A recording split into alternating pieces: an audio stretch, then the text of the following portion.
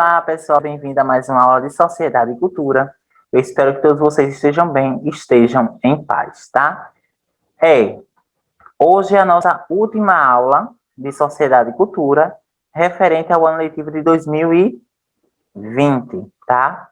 Repetindo, hoje é a nossa última aula correspondente ao ano letivo de 2020, ok? E o foi que eu preparei para vocês uma revisão dos conteúdos trabalhados nas videoaulas, né, que iniciaram no dia 8 de março e os conteúdos foram até o dia 7 de maio, ok? Então, nesse período aí, eu preparei com carinho e atenção aqui uma revisão dos conteúdos que foram trabalhados e discutidos aqui com vocês, ok? Eu apresentando e vocês aí fazendo a devolutiva das atividades. Para quem está chegando agora, prazer, sou o professor Marcos. A revisão aqui, ela é a nível de contextualização, a nível de explicar alguns pontos que ficaram subentendidos, algumas dúvidas, enfim. Então, não irei adentrar especificamente no conteúdo, até porque, né, foram 5 semanas, foram mais de 5 semanas, sendo que foram 5 conteúdos. Esses 5 conteúdos, eles foram explorados de forma específica, né, porque tinha uma semana era o conteúdo em si, a outra semana era o reforço, e assim sucessivamente. Então, hoje vai ser mais um panorama do que nós estudamos, ok? Então, vou apresentar mais de forma mais contextualizada aqui. E tem atividade, com certeza, lá no final, tranquilo? Então, vamos lá, revisando os conteúdos trabalhados nas videoaulas, mas a nossa mensagem, né? Não tentem ser melhores do que ninguém, mas sim melhores do que já são. Alunos, vamos aprender juntos a cada dia. Então, do mesmo jeito que vocês aprendem daí, nós, professores que estamos do lado de cá, nós também aprendemos, tá? Então, nós estamos a todo tempo em um processo de aprendizagem. Tanto o professor como o aluno, enfim, qualquer ser humano está em um processo de aprendizagem constante. A aprendizagem ela é dinâmica, então nunca seja melhor do que ninguém. Queira ser melhor do que você já é, né? Tentar melhorar, tentar não pecar, não tentar cometer o mesmo erro, enfim, tá? Eu espero que... Eu vou deixar os agradecimentos lá para o final da aula, senão eu vou começar a chorar aqui, mas enfim, né? Vamos lá para o nosso conteúdo, sim, de fato, tá? Então, os materiais necessários do aluno hoje, sobretudo a apostila, porque é uma forma de vocês acompanharem e resolver as questões que estão logo no final desse vídeo, ok? As apostilas quais? Aqui os professores disponibilizaram para vocês, tá? Quando vocês forem ler a pergunta, vocês vão ver a resposta lá na apostila de vocês. Então, caso vocês já tenham anotado aqui, você já responde. Se caso vocês já sabem, já vai respondendo aí, ok? Então, não vejo a hora de estarmos juntos. Os demais materiais, vocês já sabem que é de costume, né, pessoal? Então, nosso primeiro conteúdo, vamos para o nosso primeiro conteúdo. O nosso primeiro conteúdo foi componente da cultura e da sociedade.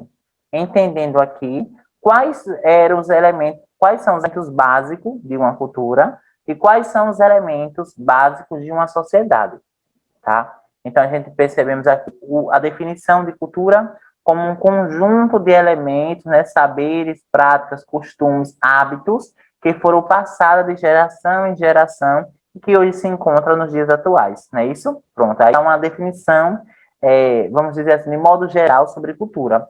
E sobre sociedade, a sociedade, ela se define, sobretudo, pela interação dos seres humanos, pela interação dos indivíduos. Então, é na sociedade que a cultura se encaixa, tá? Essas relações sociais que o indivíduo estabelece com o outro gera cultura.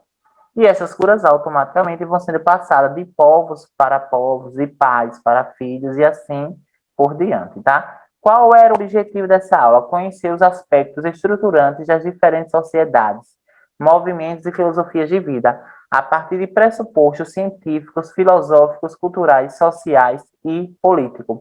Era esse aqui um dos principais objetivos. Entender, primeiro, o que é cultura, para depois entender o que é sociedade e como esses dois elementos se interagem entre si. Não existe uma sociedade sem cultura. Não existe uma cultura sem uma sociedade. Então, se você vai falar sobre sociedade, automaticamente você já fala em cultura. os hábitos que ali tem, as práticas sociais que ali tem, os costumes, né? Os saberes, as linguagens, a culinária, enfim, as danças, as músicas, quer queira que não, de forma direta ou indireta, você já é levado a falar sobre cultura logo de se tratar de sociedade, ok, pessoal? Então, é nesse viés aqui que eu trouxe para vocês a definição de sociedade. Lembrem sempre de sociedade. Sociedade está ligada à interação que o homem estabelece com o outro. Essa interação cria-se ali uma cultura. Essa cultura ela é passada de geração em geração e automaticamente se define a ideia de cultura. Componente da cultura, nós temos o que, pessoal? Cultura material, cultura imaterial, não é isso, pessoal? Temos o que mais? Temos cultura erudita, ao mesmo tempo. Componentes da cultura, temos artesanatos, né? Como vocês já sabem, tem os patrimônios materiais e imateriais, enfim. Tudo que é produzido pelo homem em um determinado espaço e tempo na história é entendido ali como uma cultura, tá? E aqui conheço os 7 principais componentes da cultura. Nós artefatos, os valores compartilhados, as pressuposições básicas, histórias, rituais e cerimônias, símbolos materiais e linguagem. Aqui são os básicos, mas existem outros, ok, pessoal? Não esqueçam dos 7 elementos básicos da cultura. O nosso segundo conteúdo, qual foi, professor? Nosso segundo conteúdo, pessoal, foi a organização social. Grupos sociais primários e secundários. Primeiro, eu falei para vocês, pessoal, o que é um grupo social? O que é uma organização social?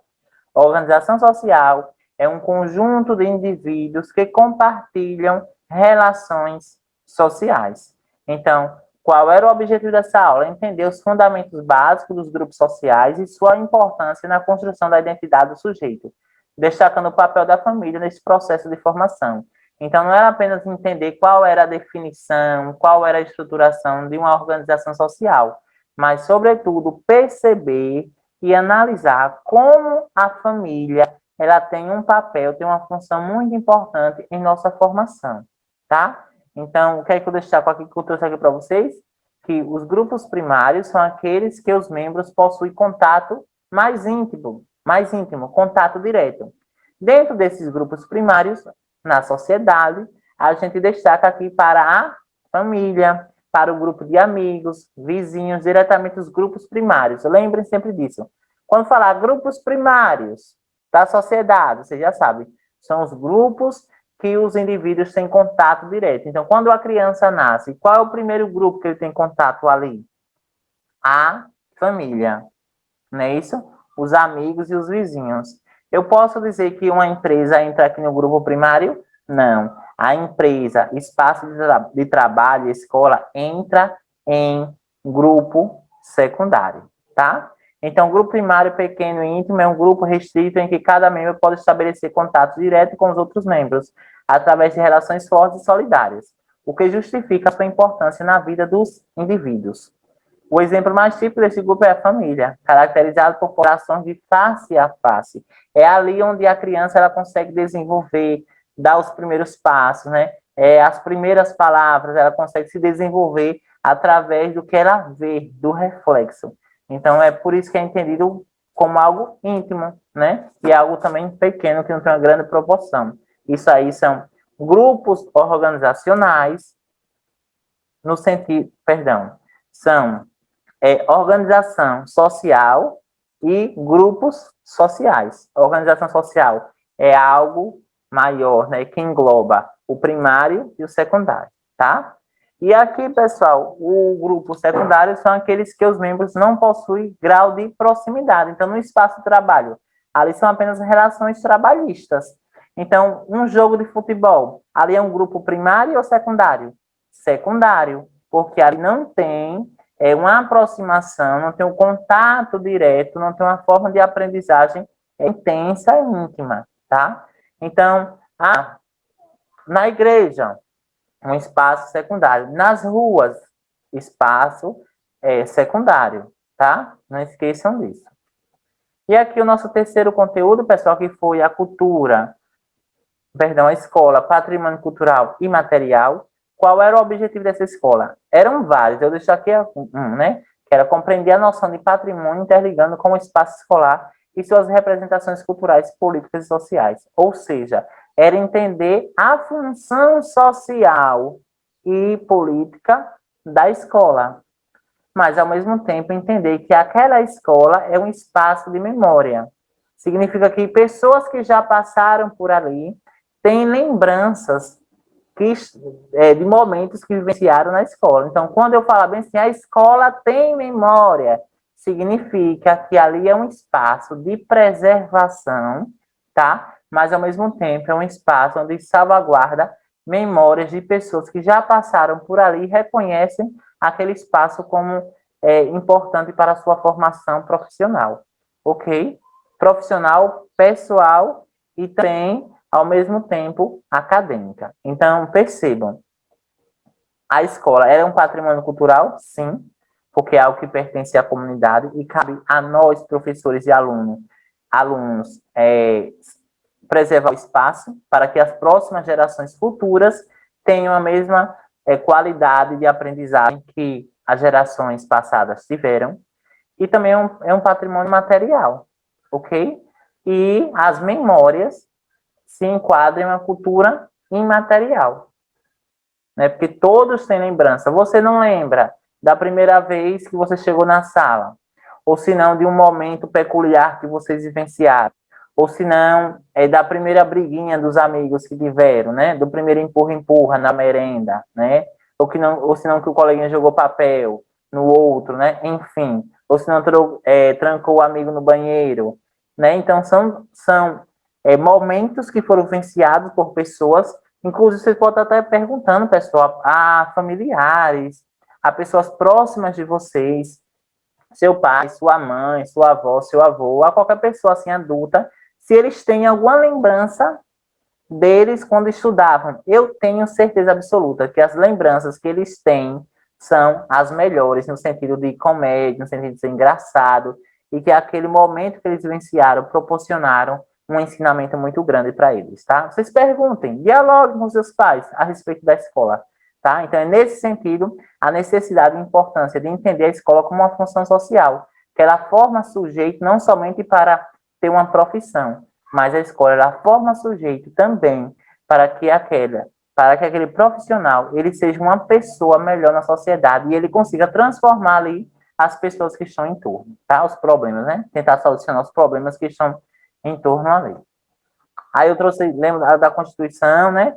Que é a Constituição Federal de 1988, no artigo 206, vai considerar patrimônio cultural brasileiro, né? Como um conjunto de memórias, identidade, formas de expressão, modos de criar, fazer e viver, enfim, são criações científicas, artísticas, tecnológicas e que foram construídas nesse sentido, tá? O nosso quarto conteúdo, estamos no olho. Aqui em cima, presta atenção aqui, ó, acompanhando. Quarto conteúdo, cidadania e direitos e deveres. Qual foi o objetivo dessa aula? Definir dever e direito mediante o contexto local do aluno, ao mesmo promovendo um espaço de reflexão sobre as responsabilidades destes, tanto no espaço escolar como também na sociedade na qual estão inseridos, ok? O que foi que a gente buscou aqui? Tentar definir o que é dever, tentar definir o que é direito. Lembrando que para você ter acesso aos seus direitos, é necessário que os seus deveres estejam de acordo. Não esqueçam. Quais são as instituições responsáveis, né, por manter a manutenção dessa organização entre deveres e direitos? Família, sociedade, Estado, município e União. Então, para eu ter acesso ao meu direito, eu preciso que uma outra pessoa cumpra o seu dever. Se eu quiser que o outro tenha direito, eu preciso que eu faça, na verdade, eu tenho que fazer o meu dever. Se eu quero que o outro tenha direito, olha, eu quero que meu pai tenha direito à educação de qualidade. Sim, mas para seu pai ter acesso à educação de qualidade, é preciso que você preserve o espaço escolar. Tá? Então, vocês conseguem perceber como o direito e o dever tem que estar um ao lado do outro, pessoal. Essa relação é que vocês têm que estabelecer. Se tratando de cidadania, né, que não foge muito do assunto, existem diversas categorias. Existe a cidadania política, cidadania civil, a cidadania social. Cada tipo de cidadania, uma característica diferente. Ok? Aqui vocês já sabem, então não vou fazer a leitura, porque eu já tenho explicado para vocês, né? Direitos políticos, direitos civis, direito de ir e vir, liberdade de expressão, o credo, a liberdade individual, a locomoção, tá? Enfim, a educação, a saúde, lazer, entretenimento, tudo isso aqui, pessoal. Ok? E o nosso quinto e último conteúdo foi justamente a representação e o trabalho dia 1º de maio, né? A representação do trabalho e o dia 1º de maio. Qual foi o objetivo dessa aula, professor? E por que essa aula foi tão importante no sentido de elaborar uma videoaula para ser debatido em turno? Primeiro, o trabalho é a base primordial para o sustento de qualquer sociedade. Seja trabalho coletivo ou trabalho individual. Tá? Então, já começa destacando a importância dele aí. Ao mesmo tempo que o trabalho ele é resultado de um processo histórico. Significa que o trabalho ele foi resultado de uma série de acontecimentos e fatos que ocorreram lá no passado e contribuíram para que hoje as pessoas pudessem usufruir do direito trabalhista, pudessem usufruir do 13º salário, pudessem usufruir de férias, do piso salarial e de outros direitos que tem em garantia enquanto lei. Então, está aí a importância. E é um meio de sobrevivência, né? Hoje nós sobrevivemos, tanto eu como professor, como você, aluno, como seu pai, sua mãe, seu avô, o que for, qualquer pessoa da sociedade vive por meio do trabalho, né? Porque o trabalho gera lucro e assim vai movimentando todos os setores da sociedade. E o dia 1º de maio, porque é feriado, né, pessoal? 1º de maio, dia do trabalhador. Porque ali tem um contexto histórico também. Lembra que eu expliquei para vocês que lá no Chicago, diversos trabalhadores saíram nas ruas reivindicando melhores condições de trabalho, melhores condições de vida, de saneamento básico no espaço de trabalho e, sobretudo, a redução da carga horária, onde eles trabalhavam de 20 a 18 horas e eles reivindicavam para que houvesse um reajuste de 8 horas diárias, tá? Gerou uma manifestação em Chicago, logo essa manifestação foi aderida em outros países, pessoal, inclusive no Brasil, né? Temos aí a CLT, lá durante Getúlio Vargas, lá em 1945, né? Quando as leis trabalhistas são aprovadas no Brasil, quando os sindicatos, né? Defensores aí dos trabalhadores começam a surgir, tá? Então, foi essa série de questões. E dizer que, se hoje nós temos as leis trabalhistas que garantem proteção ao trabalhador, e se temos também o dia 1º de maio, né, como feriado, é porque diversas pessoas lutaram, derramaram seu sangue, morreram para que esse dia existisse, né, como uma forma de reflexão. Então, dia 1º de maio não é apenas um feriado. Ah, um feriadinho. Não, não é isso não, pessoal. Para aquilo ocorrer, tem algo por trás. E a partir do momento que a gente nega isso, nós estamos, na verdade, impedindo que as gerações futuras ou a geração do presente conheça a luta dos nossos antepassados. Entenderam? Então, qual foi o objetivo dessa aula? Analisar, por meio de um olhar histórico, as diversas concepções de trabalho e a representação do dia 1º de maio para a sociedade mundial, em especial a brasileira. E aqui, pessoal, eu trouxe imagens também das outras aulas, né? Sobre como as mulheres, eles eram, durante aquele período, e até mesmo hoje, submetidas em estado de submissão. Ou seja, elas estavam submetidas à ordem masculina, estavam submetidas à ordem do homem. Então, trabalhavam em péssimos locais de trabalho, não somente mulheres, mas também crianças. E esses dois públicos não tinham direito trabalhista, era somente o homem, e ainda recebia abaixo que o homem, e faziam a mesma função. Então, teve, sim, movimentos sociais para que as mulheres façam jus do que é seu, né, do que é de direito. Se o homem trabalha X, e a mulher trabalha X. Então, o homem tem que receber Y e a mulher tem que receber Y. Tá, pessoal? É direitos iguais. Tranquilo? E vocês sabem, né, que trabalho infantil não dá. Trabalho infantil é proibido de acordo com o Estatuto da Criança e do Adolescente, pessoal. E aqui o dia 1º de maio, é dia do trabalhador, né? Acho que já passou, mas aí fica como uma reflexão, aprendizado. E aí vamos para a nossa atividade. Pessoal, não é apenas fazer atividade, vocês têm que fazer atividade e enviar para o seu professor de Sociedade e Cultura para que ele dê baixa lá, né? Olha, Joãozinho fez atividade, Paulo fez atividade, Maísa fez atividade, Yasmin fez atividade, entenderam? Jaqueline fez atividade, Gemini fez atividade. Então, precisa disso, que vocês tirem foto para enviar para o seu professor, ok? Então, vamos lá para a nossa atividade. Então, aqui, 4 questões. Foram 5 conteúdos, 4 questões. Qual a diferença entre direitos e deveres?